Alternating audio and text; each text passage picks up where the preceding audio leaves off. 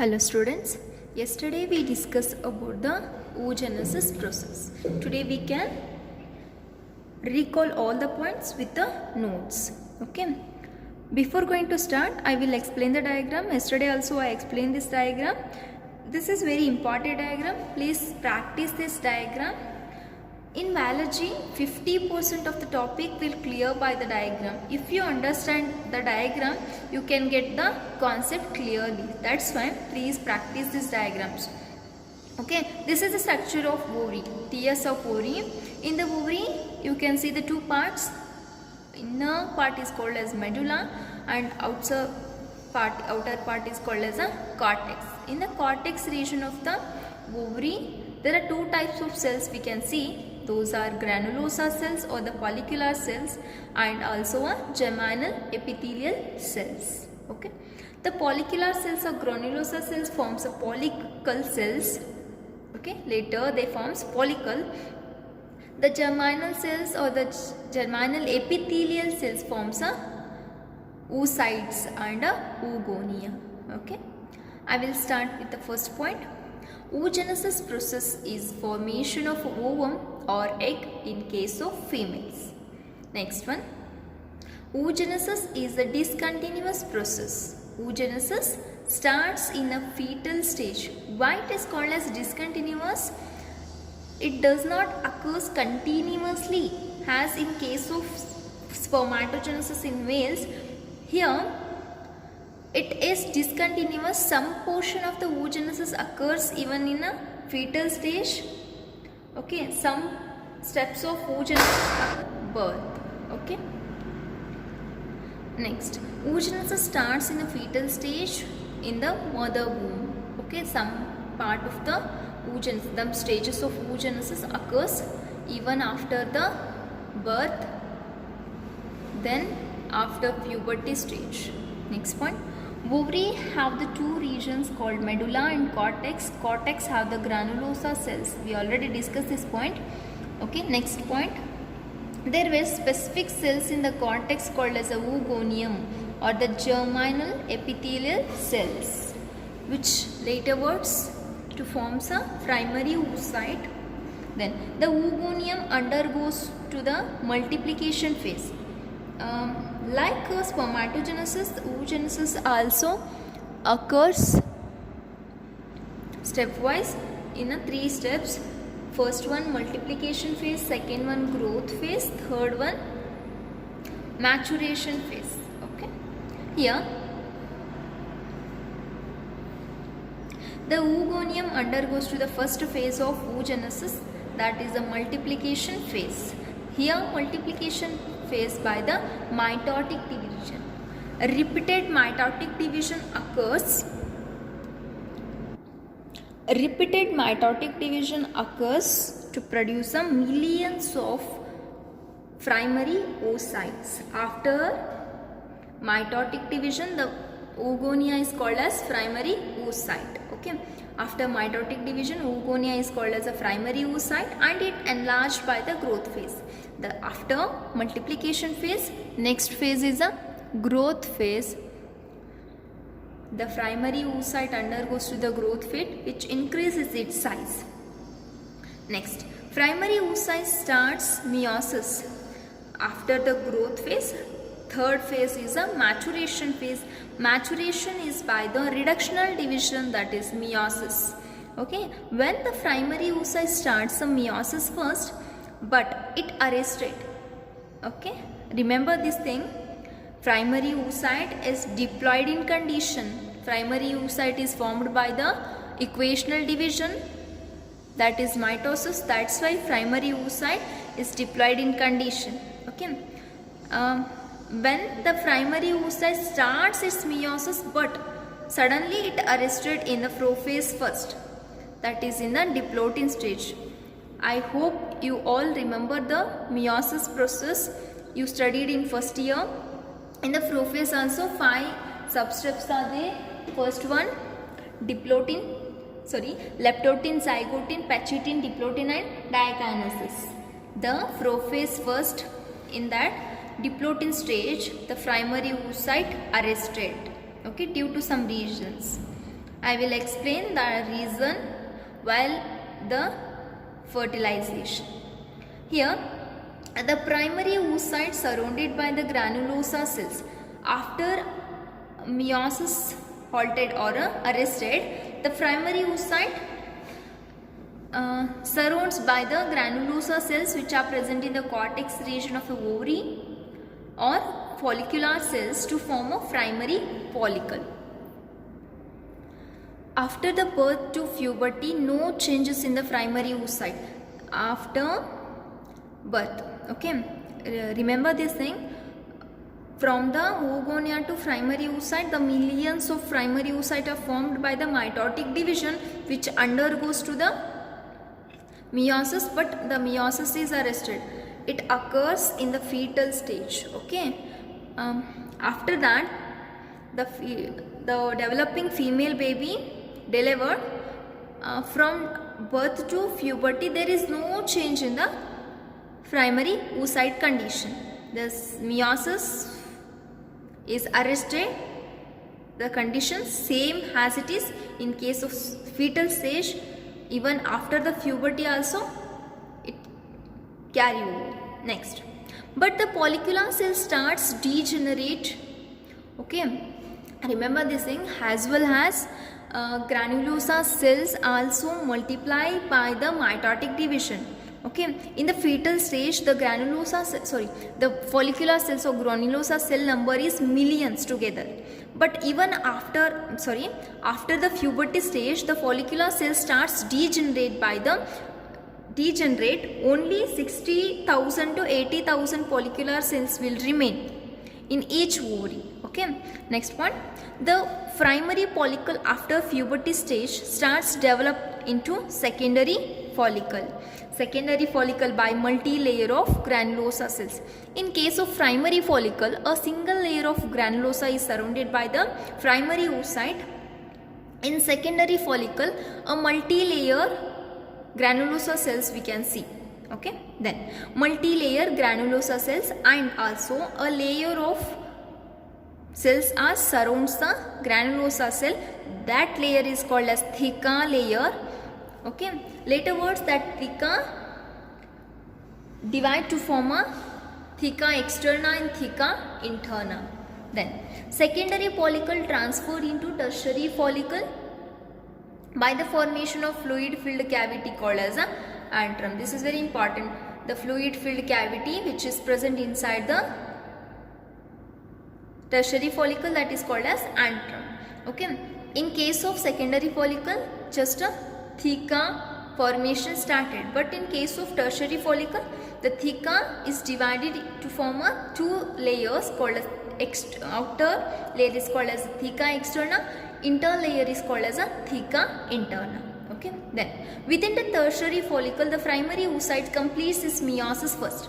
Remember this thing, primary oocyte arrested in a meiosis first, that is prophase 1 in diplotin stage, okay. After the formation of tertiary follicle, inside the tertiary follicle primary oocyte is present. It completes its meiosis 1 and forms an unequal sized cells. It occurs after the puberty when the menstruation cycle is started in case of females, okay. When the primary oocyte completes its meiosis and it forms a two unequal sized cells, in that is secondary oocyte. A larger size cell is called as secondary oocyte, a smaller one is called as a primary polar body, okay. The first polar body later degenerate. If it doesn't degenerate, it also undergoes to the meiosis second to form a two polar body, okay. Secondary, a secondary oocyte in the tertiary follicle, until the secondary oocyte is present in the tertiary follicle only, okay. Then the tertiary follicle matures to form a Graafian follicle. Remember the structure of Graafian follicle. While explaining the diagram, I told that the Graafian follicle diagram is very, very important. In the examination, the Graafian follicle will come for 5 marks. Please practice that diagram. If you understand the Graafian follicle diagram, then only you can easily understand the fertilization and implantation. Then Graafian follicle structure includes few points. I wrote it here. Graphian follicle, two theca regions we can see. Outermost layers or theca regions. Outer layer is theca externa, inner one is theca interna. Okay. The antrum, a fluid filled cavity which is present in the Graphian follicle. It appearance of the antrum we can see in the tertiary follicle, but complete antrum formation we can see in Graphian follicle, fluid filled cavity. Next, a secondary oocyte covers by Chona pellucida, a layer of cells which covers the secondary oocyte is called as a zona pellucida, and a layer of granulosa cells which covers the secondary oocyte, that is called as corona radiata. Next, a few please refer last previous video for this Graphian follicle diagram, then only you can understand these points. Okay, without diagram you can't get any of these points.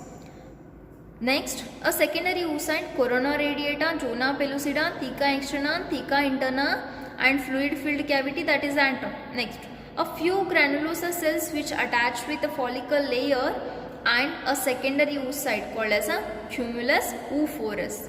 I just wrote here cumulus, right? Cumulus oophorus. Then the Graphian follicle rupture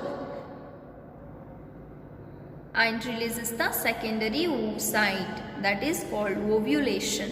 Okay, remember this thing, the secondary oocyte just is the resultant of the meiosis first.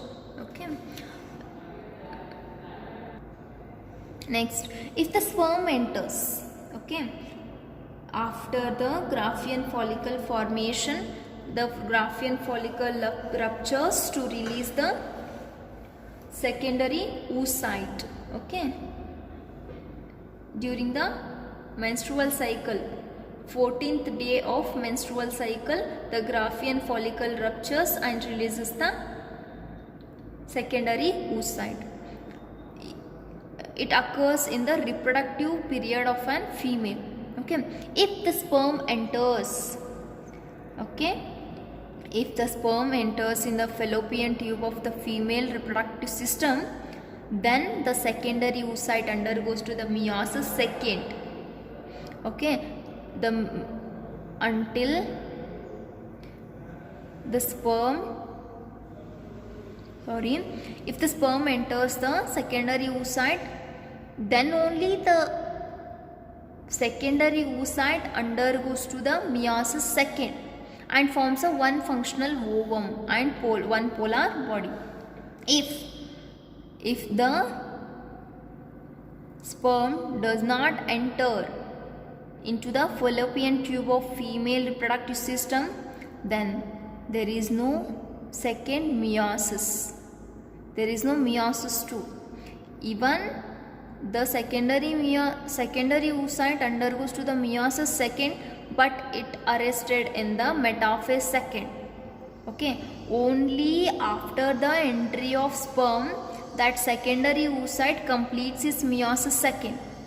If there is no entry of sperm, the secondary oocyte unable to complete its meiosis second, it is arrested in the metaphase second only.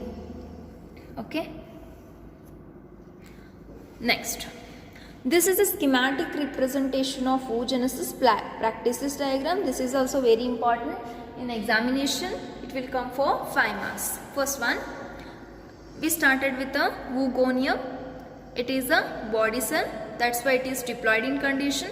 When the oogonium undergoes to the multiplication phase by the mitosis, it gives the many primary oocyte. Some of the primary oocytes act as stem cells, continuously undergoes to the mitosis, gives the oogonium.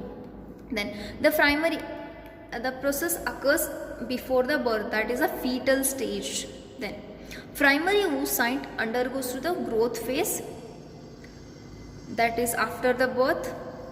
Okay, birth to form a primary oocyte, bigger primary oocyte. Okay, after puberty, the primary oocyte undergoes to the maturation phase, give rise to the unequal sized cells by the meiosis division, Larger one is called as secondary oocyte, smaller one is called as primary polar body. Okay, don't concentrate on this part of the diagram, please concentrate on this part of diagram. Then the secondary oocyte, the meiosis first is arrested in the diplotin stage, that is prophase 1, until the puberty. Okay, after the puberty only the meiosis first is complete. Okay, after completion of meiosis, secondary oocyte is formed. In the reproductive period of an female, if the sperm enters, then only the meiosis to complete and fertilized. Okay, when the sperm enters, the secondary oocyte forms an again one haploid ovum and fuses with the sperm and forms a diploid zygote. Okay, and another polar body is formed. This is the second polar body. Okay, this is all about the oogenesis process. Okay, then we have to discuss about the follicular cell. Okay, here concentrate on this part of the diagram. If the sperm does not enter, this is a positive case. Okay, the sperm enter, that's why the zygote is formed. If the sperm does not enter, this ovum is arrested in the meiosis second, that is metaphase second, up to the 45 years of female. After means up to menopause stage, the secondary oocyte is same. There is no change in the secondary oocyte condition. If the sperm enters, then only it have the capacity to form a zygote. If the sperm does not enters, it is unable to complete this meiosis. Okay, then next concentrate on this part. If the secondary oocyte arrested in the metaphase second, okay, this is a negative condition. If the sperm does not enter, means the secondary oocyte remains same as in the condition. Okay, then the Graafian follicle ruptures and releases the secondary oocyte. Okay, for that process is called as ovulation. Okay, the remaining portion, the Graafian follicle, which have the corpus luteum. Okay, please understand this diagram. Graafian follicle. Wait one second.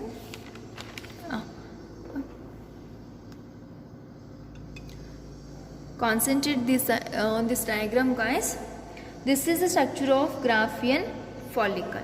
Okay, you can see the large antrum, theca externa, theca interna, secondary oocyte which is present inside the Graafian follicle, cumulus oophorus and corona radiata, zona pellucida. This is the part of Graafian follicle. Okay, when the Graafian follicle releases the secondary oocyte during the ovulation, the remaining portion of the follicle converts to the remaining portion of Graafian follicle ceases or condenses or shrinks to form a corpus luteum. Okay. After ovulation, the secondary oocyte is released by the Graafian follicle. The Graafian follicle shrinks, okay, and forms a corpus luteum, which releases the hormone called progesterone. This is very important. Corpus luteum is formed by the Graafian follicle after release of secondary oocyte after the ovulation. The very important hormone is secreted or released by the corpus luteum, that is progesterone. Okay, this is all about the oogenesis process. In the next portion, we can start the menstrual cycle. When the ovulation occurs, when the ovules are when the ovary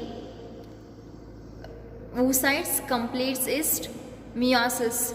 When it arrested, what is the reason behind that? Okay, all the important information we have to study, we have to discuss in the menstrual cycle. Okay, please practice all the diagrams, then only you can easily understand the portion. Thank you. We can continue in the next portion.